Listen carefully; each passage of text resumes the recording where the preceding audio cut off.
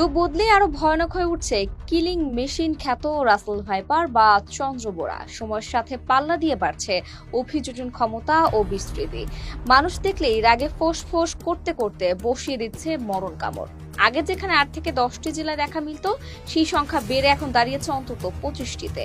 ঢাকা জেলায়ও রক্ষা পায়নি রাসেল ভাইপারের কাছ থেকে। চলমান মৌসুমে দোহারের বিভিন্ন স্থানে বিষধর সাপটিকে দেখা গেছে। বিস্তৃতি যেভাবে বাড়ছে তাতে আশঙ্কা করা হচ্ছে হয়তো নিকট ভবিষ্যতে রাজধানীর ভেতরে ঢুকে যাবে রাসেল ভাইপার।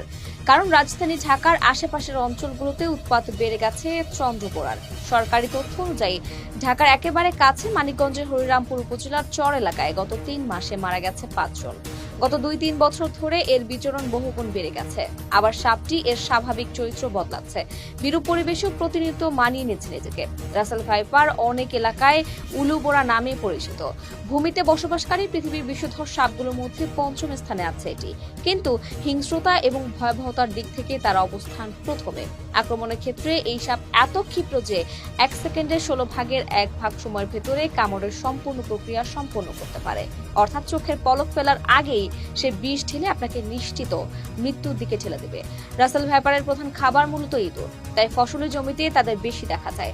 তবে শিকার দেখা মাত্রই ধরে খেয়ে ফেলে না। এরা শিকারকে শুধু একা নয়, তার পুরো পরিবার সহ খেতে ভালোবাসে। তাই প্রথমে একটি ইঁদুরকে কামড় দিয়ে আহত করে। এরপর ইঁদুরটি বিষের যন্ত্রণা ছটফট করতে করতে গর্তের দিকে ছুটে যায়, যার পিছু নিয়ে রাসেল ভাইপারও বাসায় থাকা পুরো পরিবারের সন্ধান পেয়ে যায়। তারপর গর্তে ঢুকে একে একে সব ইঁদুরকে খেয়ে ফেলে। আরেকটি ভয়ানক তথ্য হলো, অন্যান্য সাপ যেখানে মানুষ দেখলেই পালিয়ে যায়, চন্দ্রবোরা সেখানে ব্যতিক্রম। এরা ভয় পেলে বা কারো উপস্থিতি টের পেলে কুণ্ডলী পাখি আক্রমণের জন্য নিজেকে প্রস্তুত করে। এরপর সুযোগ বুঝে জায়গা মতো বিষদাঁত বসিয়ে দেয়।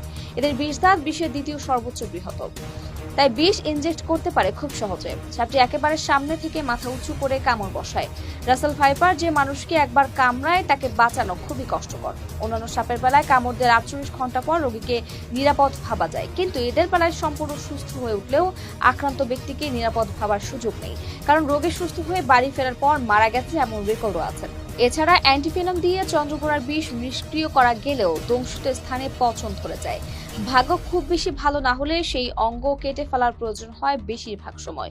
রাসেল ভাইপার সাপের বৈজ্ঞানিক নাম ডাবোইয়া রাসেলি, যা ভাইপারেডি গোত্রের একটি ভয়ঙ্কর বিষধর সাপ। প্রকৃতির সঙ্গে নিজেকে মানিয়ে নেওয়ার সক্ষমতা বেড়ে যাওয়ায় এটি দেশ জুড়ে ছড়িয়ে পড়ছে।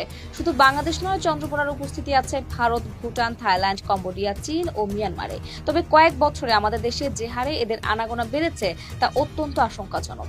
মূলত খাদ্যের প্রাপ্যতা, শত্রু কমে যাওয়ার কারণেই সংখ্যা বৃদ্ধি পাচ্ছে। এছাড়া আরেকটি কারণ ডিম না পেরে সরাসরি বাচ্চা প্রসব করা। রাসেল ভাইপারের আক্রমণ বেড়ে গেলেও তা রোধে সরকারের পক্ষ থেকে এখনো তেমন কোনো পদক্ষেপ নেওয়া হয়নি। তাই একমাত্র মানুষের সচেতনতাই পারে ভয়াবহতা কিছুটা কমিয়ে আনতে।